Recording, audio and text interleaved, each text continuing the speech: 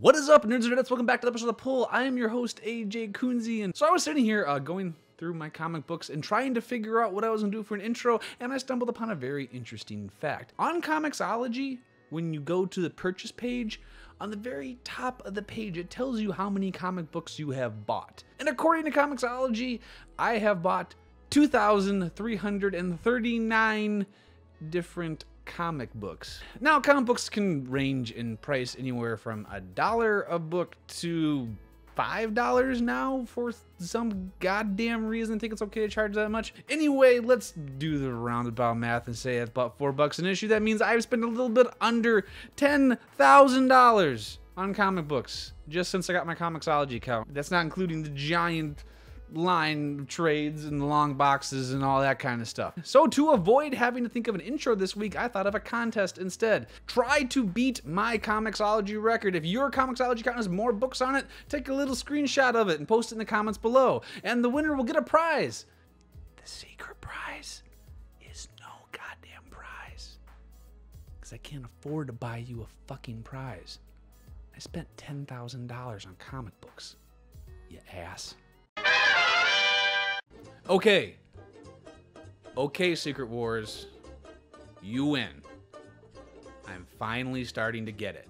No, I'm not talking about your still confusing and vestigial and totally undisciplined overall story arc, but I'm starting to get the whole creative philosophy of essentially giving your entire writing staff nothing but pixie sticks and mushrooms and then unleashing them onto a big pile of Silver Age comic books. While that has created a complete mess as far as the overall story goes, pixie sticks and mushrooms make for very interesting colored vomit. Where Secret Wars is beginning to transcend is where it's starting to embrace the Wild West atmosphere of this whole thing.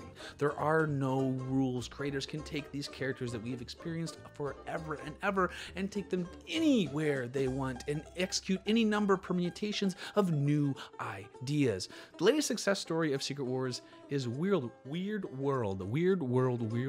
I struggle with alliteration. It makes my tongue get fat and slow and angry.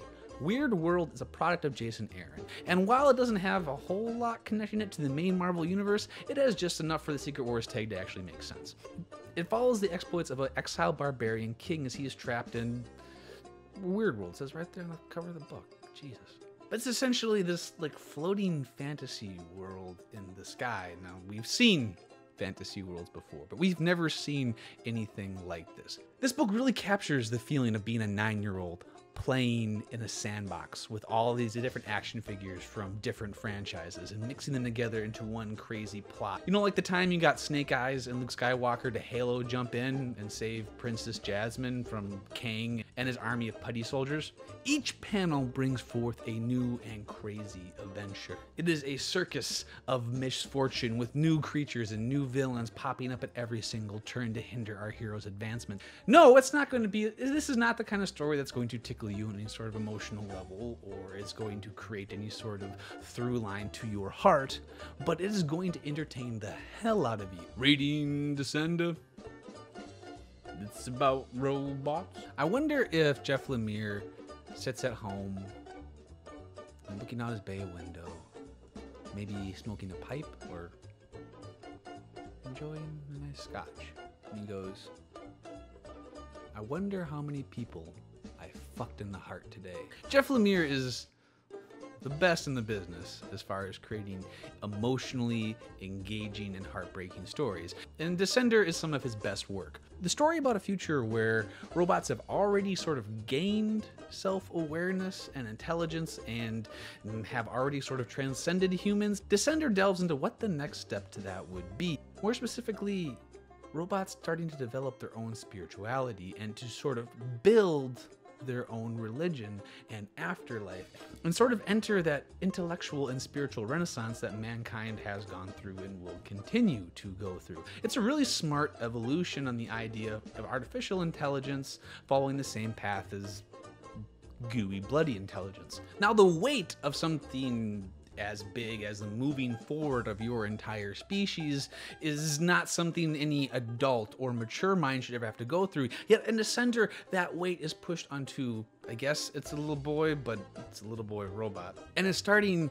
to wear. And this little boy, Tim, is starting to understand the weight of what he's experiencing. Yet that never drags him down or pulls him out of the character of being a little boy. He takes all the weight of the forward momentum of his entire species and processes it through the mind of a child, breaking it down to how is he affecting individual people? How is he affecting the people he cares about? And then sort of using that to understand the recoil of his actions throughout the greater society.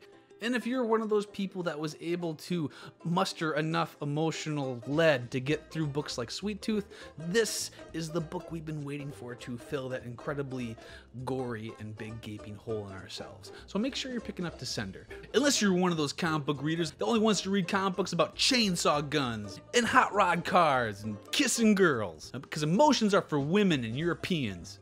Starved is the latest book from Brian Wood. I try to judge books based on nothing but what's between the pages, but yet as someone who's read comic books for a long time, it often becomes difficult to separate an individual work from the work of an entire creator, especially if you read a lot of stuff by them. And I've read a lot of stuff by Brian Wood. Notice I said read, not enjoyed. Brian Wood's the guy who wrote a DMZ and Demo and a lot of other stuff that are held in very high regard, but his books have never really connected with me. Spoiler alert, that's going to be true with Starved as well. A lot of his books have this sort of fawn-eyed idealism to them. His books, especially stuff like Demo, tend to romanticize things like suicide and angst, and try to make those ideas more divine than they really are. And everything he writes always turns out to feel very adolescent and reactionary to me, and all those things are true about Starved. Starved is a book that takes place in a dystopian future where things like global warming and all the bad things that all the rich, powerful people do have destroyed the world. And now everything's run by corporations who are totally really dicks to everybody. But all this is kind of filtered through this Iron Chef cooking reality show, though it's way more intense than Iron Chef. It's more like Iron Chef meets Running Man.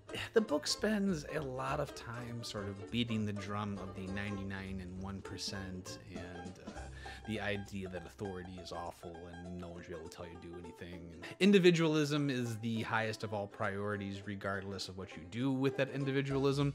And that's, you know what? And you know what? It's perfectly fine to explore those ideas in fiction. And that's what fiction is for, to explore all ideas. But you actually have to push past the bumper sticker. You have to add nuance to your arguments. You have to make your character multidimensional and human and relatable. And this book, it never really does that.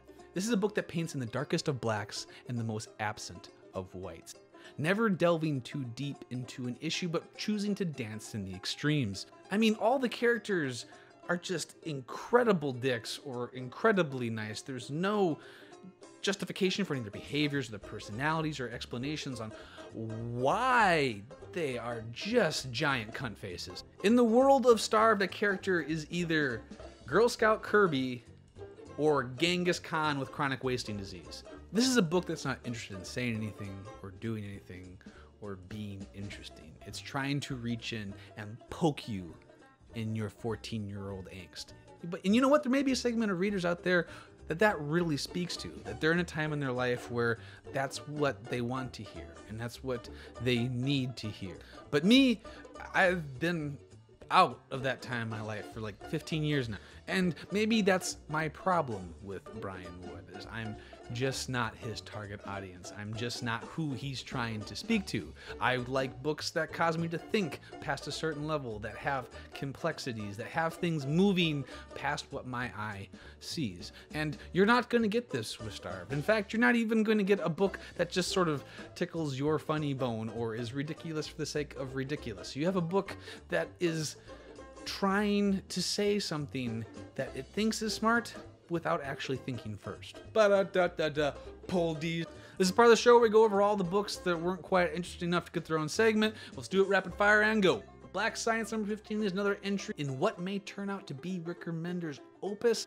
It continues to be one of the best pieces of science fiction told in any medium in a really long time.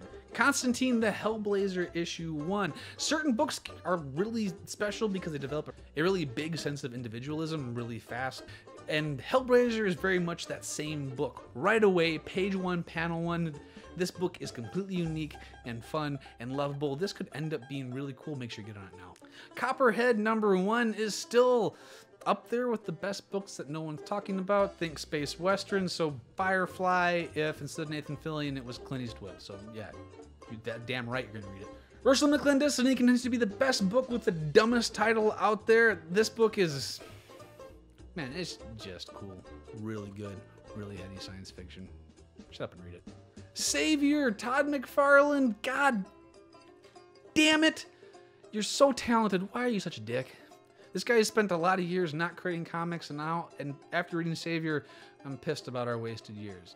Birthright is great. Joshua Williamson's great. Read Birthright. The Mantle is cool. A book about one superpowered superhero that every time he dies jumps to a new body. It's cool and fun, a little bit underwritten, but could turn out to be a cool book. Marvel 1602 Witch Hunter Angela is a return to the Marvel 1602 universe, which was originally created by Neil Gaiman like 30 trillion years ago. It was a really cool universe that was really undervisited. It's very cool to be back in this universe that I've really missed for a lot of years. Mark Miller's Chrononaunts continues to just kind of wander along without any sort of overall plot, which a lot of books can get away with, but this is starting to get a little bit slow and boring. Nameless #4, a really cool, interesting book by comic book genius Grant Morrison, completely goes off the rails and I lose track of whatever the hell's going on. So, Ultimate End 2 continues to be a really disappointing end to the Marvel Universe that had its fair share of very disappointing moments. Batman vs. Superman. We have our new status quo for Batman versus our new status quo for Superman, and they fight. It's kind of a lazy interaction between the two characters. I was really kind of hoping for a much deeper and well thought out beginning to this series. Ghost Racers #1. Think of Death Race with Jason Statham, except instead of Jason Statham, it's Nicolas Cage's Ghost Rider, and also Nicolas Cage's Ghost Rider, and Nicolas Cage's Ghost Rider, and Nicolas Cage's Ghost Rider with boobs. Spider-Gwen is better than any Spider-Man book out there. And if you're like me and you've been kind of lukewarm on this 37-year run that Dan Slott's had with a character, this is a really cool, really sort of refreshed take on what Spider-Man is. Walking Dead continues to be impossible to talk about without talking about 140 other comic books, so if you're reading Walking Dead, congratulations. Kanan the Last Padawan is the most underrated of the Star Wars books. It's the only one taking place in the prequel trilogy. Secret Wars War Journal, anthology story taking place in Secret Wars.